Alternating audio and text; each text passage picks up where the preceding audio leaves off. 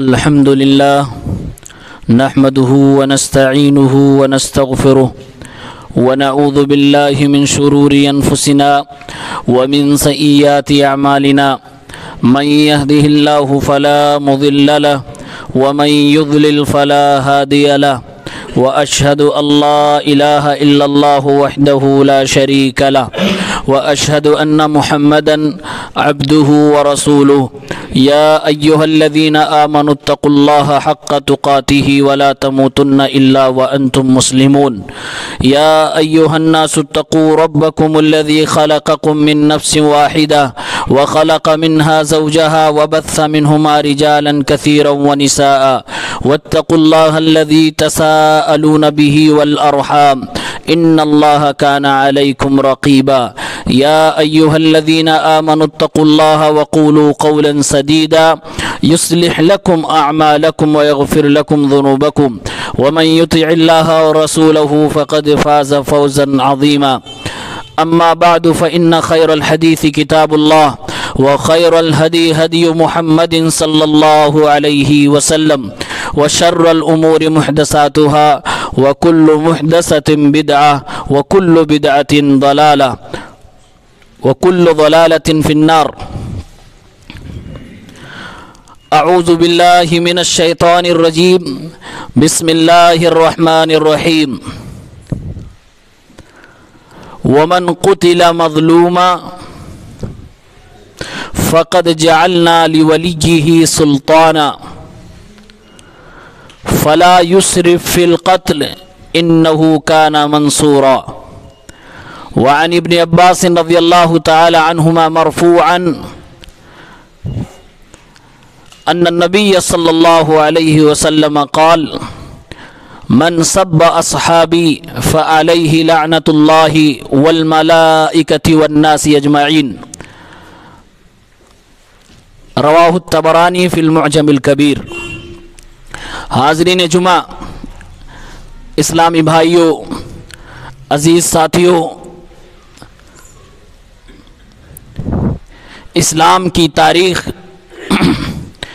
ایک بہترین تاریخ ہے۔ ہمارے اسلاف صحابہ کرام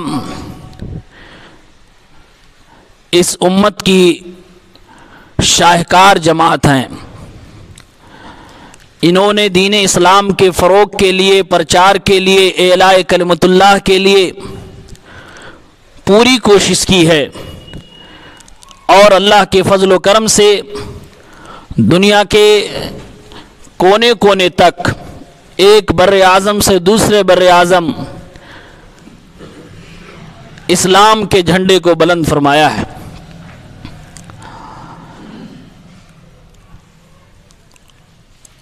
اموی سلطنت، بنو امیہ کے لوگ، ان کے دور میں بھی اسلام کا بول بالا تھا۔ ابن کثیر رحمۃ اللہ علیہ اپنی تاریخ کی کتاب میں لکھتے ہیں کہ جب یہ دور شروع ہوا تو مسلمانوں کے جنگجو چین تک پہنچے۔ چین کے بادشاہ بھی گھبرا کر ان کے سامنے گھٹنے ٹیک دیے۔ کوئی روم جا رہا ہے، وہاں پر اسلام کا کلمہ بلند کر رہا ہے۔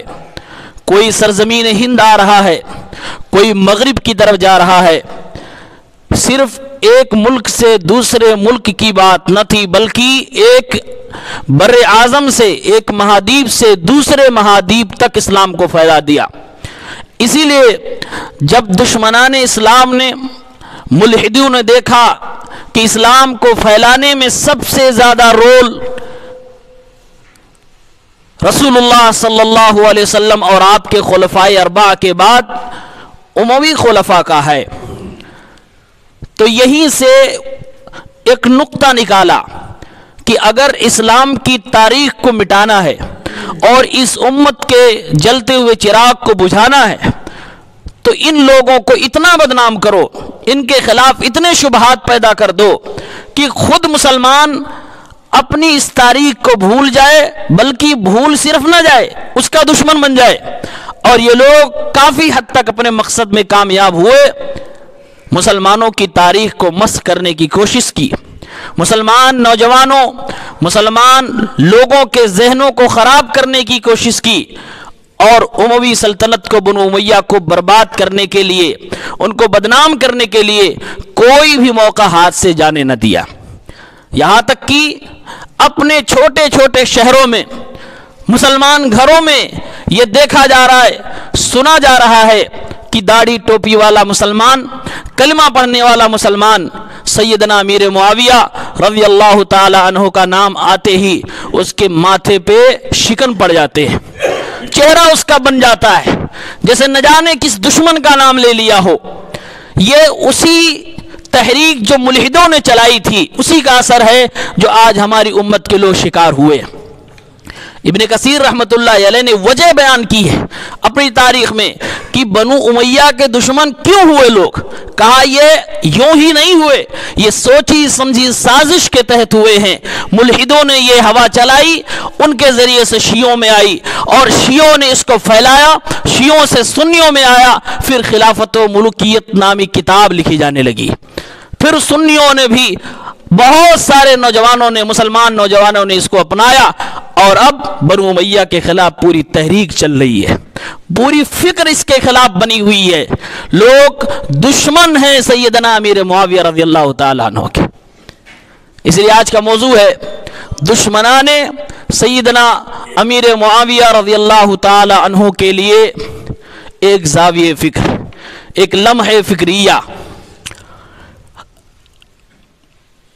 شاید اس سے پہلے کبھی اس منبر سے آپ نے حضرت امیر معاویہ رضی اللہ تعالیٰ عنہ کے فضائل و مناقب میں بیان نہ سنے ہوں، لیکن آج سناتے ہیں آپ کو۔ اللہ کے نبی صلی اللہ علیہ وسلم کی صحیح حدیث صحیح بخاری کے اندر موجود ہے، آپ نے ارشاد فرمایا اول جیش من امتی یغزون البحر قد اوجبوا، میری امت کی پہلی لشکر جو سمندروں کو پار کر کے، ایک بر اعظم کو پار کر کے دوسرے مہادیپ پر اسلام کا جھنڈا بلند کرے گی، ان لوگوں نے اپنے اوپر جنت کو واجب کر لیا۔ اس حدیث کو بیان کرنے کے بعد ابن حجر رحمت اللہ علیہ، امام مالک رضی اللہ رحمت اللہ علیہ کا قول نقل کرتے ہوئے کہتے ہیں فی هذا الحدیث منقبۃ لمعاویہ رضی اللہ تعالی عنہ لانه اول من غزا البحر، اس حدیث میں حضرت امیر معاویہ کی فضیلت کا بیان ہے کیونکہ یہی وہ پہلے صحابی ہیں، یہی وہ پہلے جرنیل اور کرنیل ہیں، یہی وہ پہلے کمانڈر ہیں جن کی ذمہ داری میں، جن کی نگرانی میں، جن کی سرپرستی میں، جن کی کمانڈری میں مسلمانوں کا لشکر سمندر پر اترا تھا، اور ایک بر اعظم سے اتر کر دوسرے بر اعظم تک پہنچا تھا اور اسلام کا جھنڈا بلند کیا تھا۔ اس لیے ابو القاسم التیمی رحمہ اللہ فرماتے ہیں قال علماء السلف، سلف کہا کرتے تھے ہم گواہی دیتے ہیں، ہم شہادت دیتے ہیں ان معاویہ رضی اللہ تعالی عنہ من اہل الجنہ، کہ معاویہ رضی اللہ تعالیٰ عنہ جنتی ہیں، کیونکہ اس حدیث میں اللہ کے نبی نے جنتی ہونے کی پوری لشکر کی بشارت دی ہے۔ یہ حضرت امیر معاویہ رضی اللہ تعالیٰ عنہ، اللہ کے نبی صلی اللہ علیہ وسلم سے حضرت امیر معاویہ کے والد محترم ابو سفیان کہتے ہیں، صحیح مسلم کی روایت ہے وَمُعَاوِيَةُ تَجْعَلُهُ كَاتِبًا بَيْنَ يَدَيْكَ یا رسول اللہ، اے اللہ کے نبی معاویہ کو آپ اپنے پاس کاتب بنا لیجئے، وہی لکھنے والا بنا لیجئے۔ آپ نے فرمایا نعم ہاں میں بناتا ہوں، کاتب وحی بنایا۔ کانا یکتب الوحی، ان کا ایک شرف، ان کی ایک فضیلت یہ بھی ہے کہ اللہ تعالیٰ جو قرآن اتارتا تھا اپنے نبی پر، حضرت معاویہ رضی اللہ تعالیٰ عنہ وہ قرآن کی آیتیں بھی لکھا کرتے تھے، ان صحابہ کے درمیان ان کا بھی شمار ہوتا ہے، یہ بھی وہی لکھنے والے تھے۔ اسی لیے محدث واصل معافی ابن عمران رحمت اللہ علیہ سے کسی نے پوچھا بتائیے حضرت امیر معاویہ افضل ہیں یا عمر ابن عبدالعزیز افضل ہیں؟ یہ صحابی ہے اور یہ تابعی ہے، غصہ ہو گئے اور کہا تم ایک صحابی کے مقابلے میں تابعی کو کھڑا کر رہے ہو، یہی تمہاری غلطی ہے، یہی تمہاری غلطی ہے، اس کے لیے غصہ ہو گئی۔ اور اس کے بعد ایک تاریخی جملہ ارشاد فرمایا، کہا معاویہ رضی اللہ تعالی عنہ صاحبہ، حضرت امیر معاویہ اللہ کے نبی صلی اللہ علیہ وسلم کے صحابی ہے، وصہرہ، اللہ کے نبی صلی اللہ علیہ وسلم کے سسرالی رشتہ داروں میں سے رشتے میں سالے لگتے ہیں، وَكَاتِبُهُ، اور اللہ کے نبی صلی اللہ علیہ وسلم پر جو آیتیں اترتی تھی وحی کے لکھنے والے بھی ہیں، وَأَمِينُهُ عَلَى وَحْيِ اللَّهِ، اور اللہ کی طرف سے جو وحی نازل ہوتی اس کے لیے ایک امانت دار شخص تھے۔ یہ حضرت امیر معاویہ کی فضیلت ہے۔ معجم طبرانی وغیرہ کی روایت ہے، اللہ کے نبی نے ارشاد فرمایا، اس امت کی شروعات جو ہے حکومت کے اعتبار سے نبوت سے ہوتی ہے،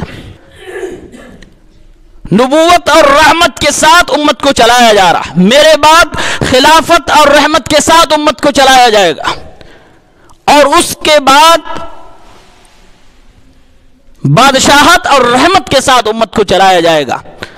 شارحین نے لکھا ہے، اللہ کے نبی صلی اللہ علیہ وسلم نے اس حدیث پاک میں حضرت امیر معاویہ رضی اللہ تعالی عنہ کی حکومت کو رحمت والی حکومت کہا ہے۔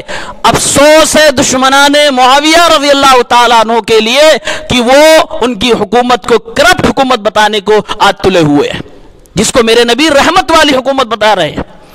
اس کے بعد دور جو شروع ہوگا، بہت بعد کے بعد، ابن تیمیہ رحمہ اللہ فرما رہے پھر لڑائی جھگڑے مار پیٹ اور خوریزی ظلم کا دور آئے گا، بادشاہت اس والا آئے گا۔ لیکن اللہ کے نبی نے ان کے دور کی تعریف کی ہے، اسی لیے ابن تیمیہ رحمۃ اللہ علیہ اتفاق نقل کرتے ہیں، اتفق العلماء علی ان معاویہ رضی اللہ تعالیٰ عنہ افضل ملوک هذه الامہ، اس امت کے جتنے بھی بادشاہ گزرے ہیں تمام بادشاہوں میں سب سے افضل بادشاہ اگر کوئی ہے تو امیر معاویہ، سیدنا امیر معاویہ رضی اللہ تعالیٰ عنہ، یہ ان کی فضیلت ہے۔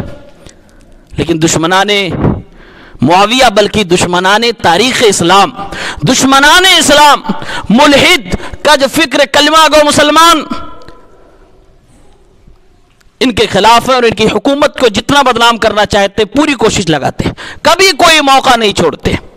اللہ کے نبی نے تو ان کے لیے دعا فرمائی تھی، ترمذی کی روایت ہے، مسند احمد میں بھی ہے، صحیح ابن حبان میں بھی ہے، اللہ کے نبی صلی اللہ علیہ وسلم نے دعا فرمائی تھی، اللہم اجعلہ ہادیا مہدیا واہدی بہ، اے اللہ رب العالمین معاویہ رضی اللہ تعالیٰ عنہ کو تو ہدایت پہ قائم رکھ، اے اللہ ان کے ذریعے سے لوگوں کو ہدایت والا بنا، یعنی اپنے راستے میں دعوت و تبلیغ میں اس بندے کو استعمال فرما لے۔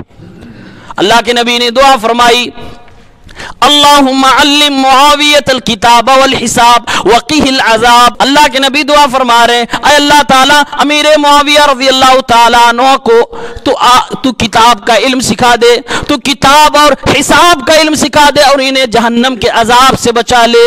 حساب کا علم جانتے ہیں، کتاب یعنی قرآن کا علم تو سب جانتے ہیں، حساب یعنی کامرس کا علم۔ ایک ایسا لیڈر جس کو کامرس میں مہارت حاصل تھی، اور حقیقت میں وہی اپنے ملک کو ترقی دے سکتا ہے۔ اللہ کے نبی نے ان کے لیے دعا فرمائی تھی۔ یہ سیدنا امیر معاویہ رضی اللہ تعالیٰ عنہ، اسلاف کے قول دیکھیے، ابو الدرداء رضی اللہ تعالیٰ عنہ ارشاد فرمایا کرتے تھے، ما رأیت اشبہ صلاۃ برسول اللہ صلی اللہ علیہ وسلم من معاویہ، میں نے اللہ کے نبی صلی اللہ علیہ وسلم کی نماز بھی دیکھی ہے، میں نے امیر معاویہ رضی اللہ تعالیٰ عنہ کی نماز بھی دیکھی ہے، دونوں کی نماز میں بڑی مشابہت دیکھی، اس سے زیادہ مشابہ نماز میں نے نہیں دیکھی، یعنی ہو بہو اللہ کے نبی کی طرح وہ نماز پڑھتے تھے۔ حضرت عبداللہ ابن عباس شہزادہ بنو ہاشم فرمایا کرتے تھے، ایک آدمی نے سوال کیا، اے عبداللہ ابن عباس، یہ امیر معاویہ تو ایک رکعت وتر پڑھا کرتے ہیں، تمہاری کیا رائے ہے، آپ کیا فرماتے ہیں؟ ایک رکعت وتر پڑھا کرتے تھے۔ آج بہت سارے لوگ وتر اس لیے ایک رکعت نہیں پڑھتے کہ سیدنا امیر معاویہ کی سنت سے ثابت، انہوں نے اس کی روایت کیا۔ دیکھیے شہزادہ بنو ہاشم عبداللہ بن عباس سے پوچھا جا رہا ہے، کہا یہ ان کا موقف ہے، وہ پڑھتے ایک رکعت وتر، آپ کیا فرماتے ہیں؟ ابن عباس رضی اللہ تعالیٰ عنہما نے ارشاد فرمایا، انہوں نے درست کیا، انہو فقیہ، وہ فقیہ آدمی ہے، ان کو دین کی سمجھ ہے، ان کو قرآن کی سمجھ ہے، ان کو اللہ کے نبی صلی اللہ علیہ وسلم کی حدیثوں کی سمجھ ہے، وہ فقیہ آدمی ہے، انہوں نے یہ عمل کیا، درست عمل کیا ہے، یعنی تائید کر دی عبداللہ بن عباس رضی اللہ تعالیٰ عنہما نے۔ اور ارشاد فرمایا ایک دوسری روایت میں ہے، یہی شہزادہ بنو ہاشم آل رسول کے شہزادے عبداللہ بن عباس فرماتے ہیں، ما رأیت رجلا اخلق للملک من معاویہ رضی اللہ تعالیٰ عنہ، سیدنا علی رضی اللہ تعالیٰ عنہ کے بعد، حضرت حسن رضی اللہ تعالیٰ عنہ کے بعد میں نے کسی ایسے آدمی کو نہیں دیکھا جو خلافت کا، بادشاہت کا زیادہ حقدار ہو جتنا حقدار معاویہ رضی اللہ تعالیٰ عنہ تھے۔ یہ ابن عباس رضی اللہ تعالیٰ عنہ کا موقف تھا، بلکہ قرآن کی آیت سے استدلال کرتے تھے۔ ایک مجلس میں بیٹھے ہوئے عبداللہ بن عباس فرما رہے ہیں، احدثکم بحدیث لیس بسر ولا علانیہ، آج میں ایک ایسی بات تمہیں بتانے جا رہا ہوں، نہ تو چھپی ہوئی ہے اور نہ ہی بہت زیادہ کھلی ہوئی ہے۔ فرمایا جب عثمان رضی اللہ تعالیٰ عنہ کی شہادت ہو گئی، میں نے حضرت علی سے کچھ بات کی، اس کے بعد آگے ارشاد فرماتے ہیں، لوگوں سنو، یہ کس کا قول ہے؟ عبداللہ بن عباس رضی اللہ تعالیٰ عنہ۔ لوگوں سنو، وَإِمُ اللَّهِ، اللہ کی قسم، لَيَتَعَمَّرَنَّ عَلَيْكُمْ معاویہ رضی اللہ تعالیٰ عنہ ضرور تمہارے حکمراں بنیں گے، اللہ تعالیٰ ضرور انہیں حکمرانی عطا فرمائے گا، تمہارے امیر بنائے جائیں گے۔ یہ کب فرمایا تھا؟ جب یہ کچھ نہیں تھے، صرف گورنر تھے ایک شہر کے، ملک شام کے۔ عبداللہ ابن عباس رضی اللہ تعالیٰ عنہ نے اتنے زوردار انداز میں یہ بات کیوں کہی؟ انہوں نے اپنی بات کی تائید میں قرآن کی آیت پیش کی، سورہ اسراء آیت نمبر 33، فرمایا وَذَلِكَ إِنَّ اللَّهَ عَزَّ وَجَلَّ يَقُولُ، میں اس لیے کہہ رہا ہوں کہ اللہ تعالیٰ نے قرآن میں ارشاد فرمایا ہے، وَمَنْ قُتِلَ مَظْلُومًا فَقَدْ جَعَلْنَا لِوَلِيِّهِ سُلْطَانًا، جو مظلومیت کی حالت میں دنیا سے چلا جائے، جس کو شہید کر دیا گیا ہو، اللہ فرما رہا کہ میں اس کے اولیاء کے لیے، اس کے جانشین کے لیے، اس کے ذمہ داروں کے لیے حق دے رہا ہوں کہ وہ مطالبہ کریں، قتل ہو گیا کوئی ہمارا رشتہ دار، میں مطالبہ کرنے کا حق اسے دے رہا ہوں، چاہے تو جان کے بدلے جان لے، اور چاہے تو فدیہ لے، چاہے تو فری میں معاف کر دے۔ اللہ تعالیٰ نے فرمایا فَلَا يُسْرِفْ فِي الْقَتْلِ، میں اس جانشین کو یہ بھی کہتا ہوں کہ وہ زیادتی نہ کرے، قتل کرنے میں زیادتی نہ کرے، مطلب یہ کہ ایک کے بدلے میں دونوں قتل کرے، اور قتل کرنے پہ آئے تو ایسا نہ ہو کہ بوٹی بوٹی کر ڈالے، کہا زیادتی نہ کرے، اِنَّهُ كَانَ مَنْصُورًا، جب تک وہ زیادتی نہیں کرے گا وہ میری طرف سے مدد کیا جائے گا۔ ابن عباس رضی اللہ تعالی عنہما مفسر قرآن ہے، فرما رہے ہیں اس آیت سے استدلال کرتے ہوئے، لوگوں اللہ کی قسم ہے، قرآن کی اس آیت سے میرا استدلال ہے کہ ایک دن آئے گا ضرور اللہ تعالیٰ معاویہ رضی اللہ تعالیٰ عنہ کو تمہارا حکمراں بنائے گا۔ اور وہ دن آیا بھی جب حضرت حسن رضی اللہ تعالیٰ عنہ نے ان کو حکومت کی باغ ڈور سونپ دی اور ان کو اپنا خلیفہ تسلیم کر لیا۔ ابن کثیر رحمۃ اللہ علیہ اس آیت کی تفسیر میں سورہ اسراء آیت نمبر 33 یہ حدیث آپ کو ملے گی، یہ اثر ملے گا۔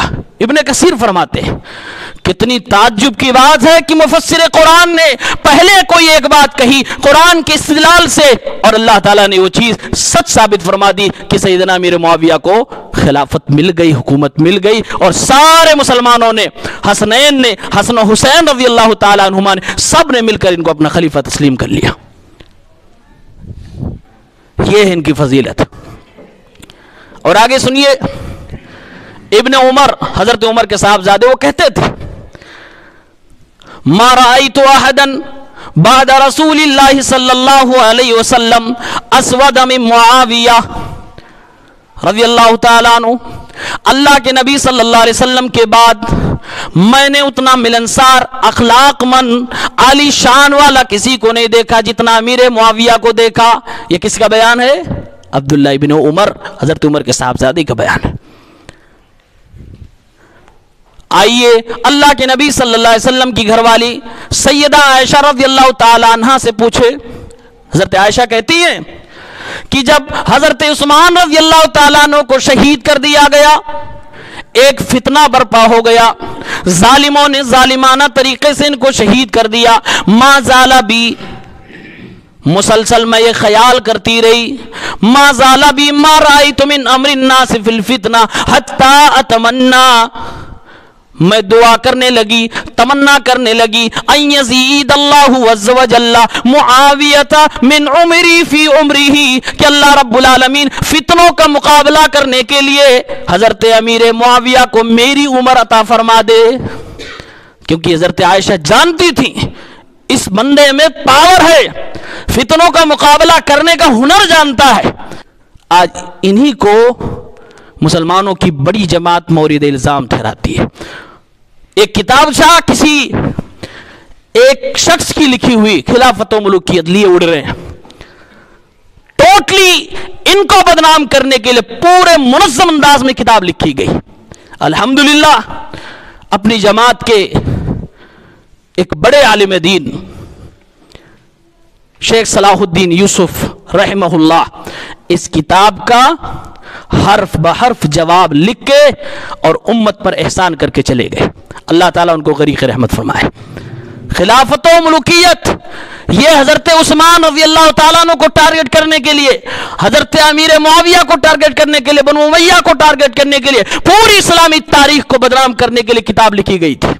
اور آج ایک پوری جماعت، ان کے لیے یہی کتاب قرآن ہے، ان کے لیے یہی کتاب بخاری شریف ہے، ان کے لیے یہی کتاب سب کچھ ہے، اسی کے حوالے ہر جگہ پہ۔ اور جبکہ علماء نے لکھا ہے کہ اس میں جو مواد پیش کیے گئے وہ منکرین حدیث سے لیے گئے، وہ ملحدین سے لیے گئے، وہ اسلام دشمنوں سے کانٹینٹ لے کر اس کتاب میں ڈال کے مسلمانوں کو برباد کیا گیا۔ یہ سیدنا امیر معاویہ تھے۔ اور خود اللہ کے نبی صلی اللہ علیہ وسلم کے نواسے حضرت حسن رضی اللہ تعالیٰ عنہ، ان کے بارے میں اللہ کے نبی صلی اللہ علیہ وسلم نے ایک بار ارشاد فرمایا، ممبر پہ تھے آپ، سامنے حضرت حسن آئے، اللہ کے نبی نے اٹھا کے گود میں لیا اور آپ نے فرمایا ان ابنی ھذا سید، میرا یہ نواسا یہ سردار ہے۔ سرداری کی بات یہ ہے، اس کے بڑپن کی بات یہ ہے، لعل اللہ ان یصلح بہ بین فئتین عظیمتین من المسلمین، اللہ تعالیٰ میرے اس سردار بیٹے کے ذریعے سے مسلمانوں کی دو بڑی جماعتوں میں اصلاح فرمائے گا، صلح فرمائے گا۔ مسلمانوں کی دو بڑی جماعتوں میں اللہ کے نبی صلی اللہ علیہ وسلم نے جو پیش گوئی فرمائی تھی اپنے اس نواسے کے بارے میں، وہ حضرت علی حضرت امیر معاویہ رضی اللہ تعالی عنہما کے درمیان جو اختلاف ہوا تھا، حضرت عثمان رضی اللہ تعالیٰ عنہ کی شہادت کا بدلہ لینے کے لیے اسی اختلاف کو حل کرنے اور صلح کروانے کی بات اللہ کے نبی نے فرمائی تھی۔ اور حضرت حسن رضی اللہ عنہ نے اس پیش گوئی کو سچ فرمایا، حکومت کو سنبھالا، اور 6 مہینہ نہیں گزرے تھے انہوں نے حکومت کو حضرت امیر معاویہ رضی اللہ تعالیٰ عنہ کے ہینڈ اوور کر دیا، کیونکہ وہ جانتے تھے کہ امیر معاویہ کون سی شخصیت، نبی کے کتنے چہتے تھے، صحابہ ان کو کتنا چاہتے تھے، فتنوں کا مقابلہ یہ کیسے کر سکتے، اور خود ان کو خلیفہ مان لیا۔ تقریباً 20 سال تک حضرت حسین رضی اللہ تعالیٰ عنہ اپنی آنکھوں سے دیکھتے رہے حضرت امیر معاویہ رضی اللہ عنہ کی حکومت کو، اور اچھی طریقے سے دیکھتے رہے، جانتے رہے بہادر حضرت حسین رضی اللہ تعالیٰ عنہ اللہ کے نبی کے شہزادے، اللہ کے نبی کے گھرانے والوں میں سے ہیں۔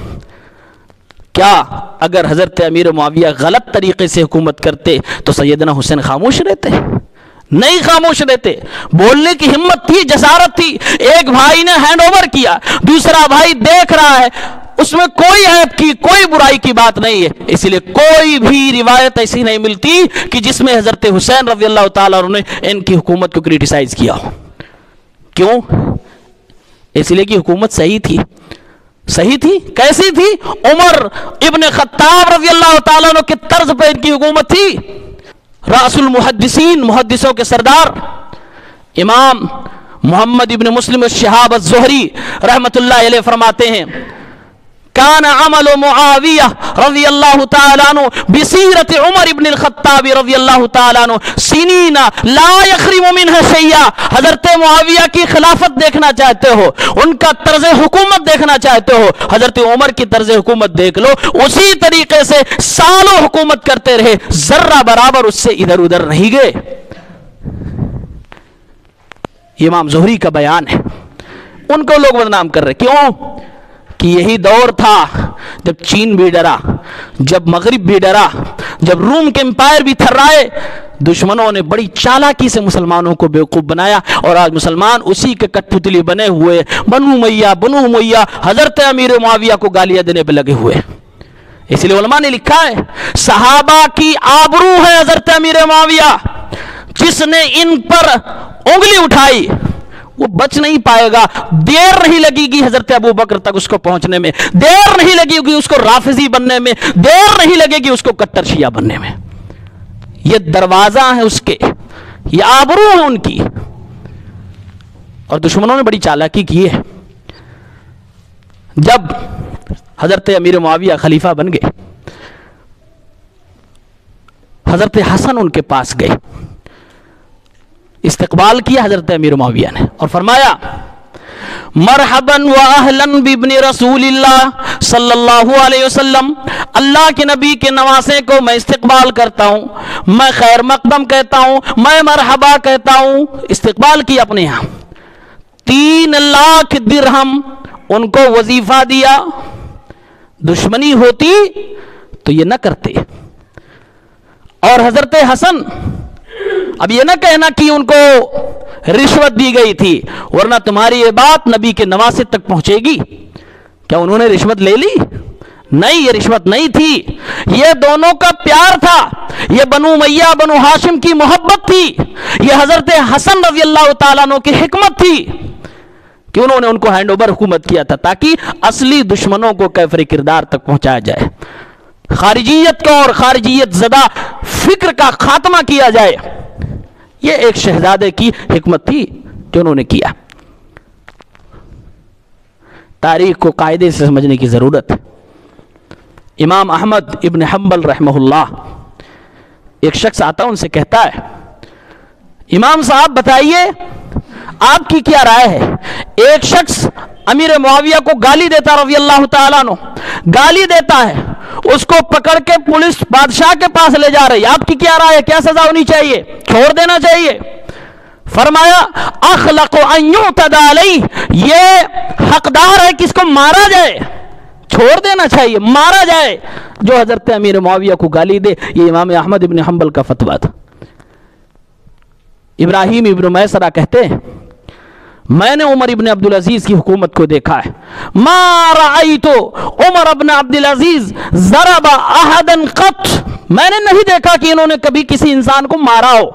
الا انسانا شتم معاویہ فانہ ضربہ وسواتا, لیکن میں نے دیکھا کہ ان کی حکومت میں ایک شخص حضرت امیر معاویہ کو گالی دیا کرتا تھا. حضرت عمر ابن عبدالعزیز تو اس کو طلب کیا اور کئی کوڑے اس کو مارے تھے. یہ ہمارے اسلاف تھے. آج ہم انہی سے دشمنی کرتے, آپس میں ان کو ہم لڑا رہے. اللہ کے نبی صلی اللہ علیہ وسلم فرماتے اولت الطائفتین بالحق, جو حضرت علی اور حضرت امیر معاویہ کا اختلاف تھا دونوں حق پر تھے. ہاں البتہ حضرت علی کا حق بجانب ہونا زیادہ قریب تھا, لیکن حق پہ دونوں تھے. امیر معاویہ رضی اللہ تعالیٰ عنہ بھی ثواب کے مستحق ہے, حضرت علی بھی ثواب کے مستحق ہے. اللہ کے نبی نے کسی کو ان میں سے یہ نہیں کہا کہ یہ ناحق تھے. آپ نے فرمایا اول الطائفتین بالحق, یہ دونوں جب جنگیں اٹھیں گی تو ایک تیسرا فائدہ اٹھانے کو آئے گا. اور ہاں اس دور میں ایک تیسری جماعت پیدا ہوئی تھی جس کو خوارج کہا جاتا ہے. حضرت علی رضی اللہ تعالیٰ عنہ کی جماعت نے ان کے ساتھیوں نے مل کر خارجیوں کا خاتمہ کیا تھا. وہ اصل تھے کرپٹ لوگ, وہ سبائی فتنہ تھا جو مسلمانوں کو آپس میں لڑا. یہ آپس میں دشمن نہیں تھے, اور اگر دشمن ہوتے بتاؤ 3 لاکھ درہم کوئی وظیفہ چالو کرتا اپنے دشمن کے لیے؟ نہیں. بڑی باریک ہے, پھونک پھونک کے قدم رکھنا ہے. جوش میں کہہ جاتے ہیں رشوت دی, رشوت دی تو لینے والا کون ہے؟ نبی کا نواسا ہے. اللہ کے نبی نے رشوت دینے والوں کو صرف مجرم نہیں کہا, لینے والے کو بھی مجرم، الراشی والمرتشی کلاہما فی النار۔ کیا نبی کے نواسے کو جہنمی بنانا چاہتا؟ یہ الزام لگانے کے لیے، اپنی بات اپنا الو سیدھا کرنے کے لیے؟ نہیں، وہ پاک تھے، دوست تھے، اور اہل بیت کا احترام سیدنا امیر معاویہ کر رہے تھے، جس کے لیے انہوں نے وظیفہ چالو کیا تھا۔ امام ذہبی رحمۃ اللہ علیہ سیر و اعلام النبلاء کے اندر فرماتے ہیں، جب حضرت امیر معاویہ کے بارے میں لکھ رہے تھے، ان کی فضیلت پر ان کو لکھنا تھا، تو انہوں نے شروعات کہاں سے کی؟ حسبک من یؤمرہ عمر ثم عثمان علی اقلیم۔ لوگوں، امیر معاویہ کی فضیلت جاننا چاہتے ہو؟ تمہارے لیے اتنا کافی ہے کہ وہ ذات ہے، یہ وہ شخصیت ہے، یہ وہ کمانڈر ہے، یہ وہ گورنر ہے، یہ وہ جرنیل اور کرنیل ہے جس کو حضرت عمر نے کسی شہر کا گورنر بنایا تھا، جس کو حضرت عثمان نے گورنر بنایا تھا۔ بھروسہ کیا تبھی تو بنایا تھا، بھروسہ نہ ہوتا تو بناتے سوال ہی نہیں پیدا ہوتا۔ تو کہا ان کی فضیلت کے لیے تو اتنی بات کافی ہے کہ عمر جیسے شخص نے، جس کو اللہ رب العالمین الہام فرماتا تھا، اللہ کی جانب سے ملہم بندے تھے، انہوں نے ان کے اوپر بھروسہ کیا اور پوری اپنی خلافت کے دور میں ان کو شام کا گورنر بنا کے رکھا۔ ان کے بعد حضرت عثمان آئے، 12 سال انہوں نے بھی بنا کے رکھا۔ اگر کچھ کمی ہوتی طرز حکومت میں، طرز قیادت میں، تو ضرور کہ ہاں یہ آدمی کرپٹ تھا اور اس کے بعد یہ لوگ اس کو رہنے دیے، کوئی ہٹایا نہیں۔ نہیں، حضرت عمر ڈرنے والے نہیں تھے، خالد ابن ولید کو ہٹا دیا، صرف مسلمانوں کے عقیدے کی حفاظت کے لیے، کہ مسلمان یہ نہ سوچ لے کہ خالد ابن ولید نہیں ہوگا تو جنگ ہار جائیں گے۔ مدد تو اللہ کی جانب سے آتی ہے، خالد ابن ولید تو ایک ذریعہ ہے۔ عمر فاروق نے ان کو ہٹا دیا کمانڈری سے۔ تو کیا حضرت امیر معاویہ سے حضرت عمر ڈرتے تھے؟ نہیں، سوال ہی نہیں پیدا ہوتا۔ اعتماد تھا، بھروسہ تھا، امین تھے، جس پر میرے نبی نے بھروسہ کیا، جس پر حضرت عمر نے بھروسہ کیا، حضرت عثمان نے بھروسہ کیا۔ آج امت مسلمہ انہیں گالیاں دے رہے، بھر بھر کے گالیاں دے رہے، اور مرزا جہلمی جیسے لوگ اس دور میں پورا بیڑا اٹھا رکھے ہیں۔ ہو نہ ہو اپنا یہ پیغام وہ پہنچاتا رہتا ہے کہ بنو امیہ کرپٹ، امیر معاویہ ایسے، وہ کہتا بھی ہے۔ اس زمانے میں ہوتا تو حضرت امیر معاویہ کی گردن پہ تلوار رکھتا حضرت علی کی جانب سے۔ اس ظالم نے دنیا کو یہ بتانے کی کوشش کی کہ ایک حق تھا، ایک باطل تھا۔ نہیں بھائی، باطل حق کی لڑائی نہیں تھی، دونوں حق پہ تھے۔ حضرت علی کا بس اتنا کہنا تھا، امیر معاویہ رضی اللہ تعالیٰ عنہ، ابھی وقت نہیں ہے کہ میں دشمنوں کو، قاتلوں کو کافر کردار تک پہنچاؤں، حضرت عثمان کی شہادت کا بدلہ لوں۔ پوری حکومت ہائی جیک کیے ہوئے ہیں، اندر سے یہی لوگ آ چکے، ابھی وقت نہیں، وقت آئے گا تو لیا جائے گا۔ انکار نہیں کیا تھا کہ نہیں لوں گا بدلہ، کہا وقت آئے گا تو لیا جائے گا۔ اور ان کے ساتھ بہت سارے صحابہ کرام تھے۔ امیر معاویہ رضی اللہ تعالیٰ عنہ کو کہنا تھا کہ نہیں، وہ میرے چچا زاد ہیں، میرے خاندان کے سب سے پہلے اموی خلیفہ حضرت عثمان رضی اللہ تعالیٰ عنہ، اور حضرت امیر معاویہ ان کے رشتہ دار تھے، چچا زاد تھے۔ انہوں نے اپنا حق مانگا کہ میرے رشتہ دار کو مدینے کے اندر ظالمانہ طریقے سے شہید کر دیا گیا ہے، مجھے بدلہ چاہیے، اور اسلام نے جو بدلہ دیا ہے کہ ظالموں کو، قاتلوں کو کافر کردار تک پہنچایا جائے، ابھی ان کو ہمارے حوالے کر دیجیے اگر آپ نہیں کر پاتے۔ بس اسی بات کی تھی۔ اور ان کے ساتھ بھی صحابہ، حضرت عائشہ رضی اللہ تعالیٰ عنہ خود ان کے ساتھ ہیں، عشرہ مبشرہ میں سے حضرت طلحہ ان کے ساتھ ہیں، حضرت زبیر ان کے ساتھ ہیں، اور بھی پورے صحابہ کرام کی جماعت ان کے ساتھ۔ یہ حق و باطل کی لڑائی ہوتی تو ایسا ہو ہی نہیں سکتا تھا کہ ایک طرف صحابہ حق کے ساتھ ہو، ایک طرف باطل کے ساتھ ہو۔ صحابہ کی جماعت کبھی بھی باطل کا ساتھ نہیں دے سکتی، سوچ بھی نہیں سکتی۔ آپ نے کیسے سوچ لیا؟ یہ خلافت و ملوکیت کی دین ہے جو آج ہمارے نوجوانوں کے ذہنوں کو خراب کیا گیا۔ یہ رافضی ٹولہ ہے جو ہم میں اپنی بات پہنچانا چاہتا ہے۔ مسلمانوں سمجھو، اسی لیے کہتے ہیں یہ مرزا جہلمی پلمبر آپ کو سننے کے لائق نہیں ہے۔ یہ آپ کو بہت ساری اچھی چیزیں بتاتا ہے، لیکن پوری ہسٹری کو ملیا میٹ کر دیتا ہے، اور پھر آپ کے ذہن کو مقدر کر دیتا ہے، خراب کر دیتا ہے۔ پھر آپ کو لگتا ہے، صحابہ کے بارے میں جب بات آتی ہے تو آپ کا ذہن خراب ہوتا ہے، آپ سوچتے ہو، دماغ میں آتا ہے کہ ہاں صحابہ میں اختلاف ہو، ادھر والے ٹھیک تھے، ادھر والے غلط تھے، میں ادھر ہوں۔ ادھر والوں سے آپ کو نفرت ہو جاتی ہے، یا کم سے کم کراہت ہو جاتی ہے، اور یہی آپ کے ایمان کو خراب کرنے کے لیے کافی ہے۔ کسی بھی صحابی کے تعلق سے دل میں بغض آ جائے دل میں برا خیال آ جائے تو اپنے ایمان کو ریفریش کرنے کی کوشش کریں۔ صحابہ معمولی جماعت نہیں، اللہ تعالیٰ نے ساری دنیا کے لوگوں کے دلوں کو دیکھا ہے، پھر اللہ تعالیٰ نے چھان بین کے اپنے نبی کے صحابہ کو نبی کا دوست بنایا تھا۔ یہ معمولی ہستیاں نہیں تھیں۔ اللہ تعالیٰ کبھی بھی اپنے نبی کا ساتھی، اپنے نبی کا دوست، صحابی کسی ایرے غیرو نتھو خیرو کو نہیں بناتا۔ وَكُلًّا وَعَدَ اللَّهُ الْحُسْنَى، سب کو جنت کا وعدہ ہے۔ اللہ کے نبی فرماتے ہیں، معجم طبرانی کی روایت ہے، من سب اصحابی فعلیہ لعنت اللہ والملائکۃ والناس اجمعین، جس نے میرے صحابہ کو گالی دی، برا بھلا کہا، اس پر اللہ کی بھی لعنت، اس پر فرشتوں کی بھی لعنت، اس پر ساری دنیا کے انسانوں کی لعنت۔ اور صحابی حضرت امیر معاویہ ہے، اس میں کوئی شک نہیں۔ صحابی کہتے ہیں کسے؟ من لقی النبی مؤمنا بہ ومات علی الاسلام، جس نے نبی سے ملاقات کی ہو اور ملاقات کے وقت ایمان کی حالت میں ہو، مسلمان رہا ہو، اور جب دنیا سے وہ بندہ گیا ہو تب وہ اسلام کی حالت میں رہا ہو، یعنی نبی کو دیکھنے کے وقت بھی ایمان کی روشنی دل میں ہو اور دنیا سے جانے کے وقت بھی ایمان کی روشنی دل میں ہو، اسی کو صحابی کہا جاتا ہے، اور وہ جنتی ہوتا ہے۔ امیر معاویہ رضی اللہ عنہ صحابی ہیں، کاتب وہی ہیں، نبی کے سالے صاحب ہیں، اور نسب دیکھیے، نبی کریم صلی اللہ علیہ وسلم کے پردادا اور ان کے پردادا بھائی تھے، معاویہ ابن ابی سفیان ابن حرب ابن امیہ ابن عبد شمس ابن عبد مناف محمد ابن عبداللہ ابن عبد المطلب ابن ہاشم ابن عبد مناف۔